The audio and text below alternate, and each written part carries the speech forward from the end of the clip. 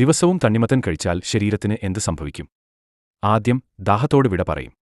തണ്ണിമത്തനിൽ 90% വെള്ളമുണ്ട്. ഒരു കഷ്ണം തണ്ണിമത്തൻ കഴിക്കുന്നത് രുചികരമായ തണുത്ത വെള്ളം കുടിക്കുന്നതിന് തുല്യമാണ്. കൂടാതെ, നിങ്ങൾ ശരീരഭാരം കുറയ്ക്കാൻ ആഗ്രഹിക്കുന്നുവെങ്കിൽ തണ്ണിമത്തൻ മികച്ച തിരഞ്ഞെടുപ്പാണ്.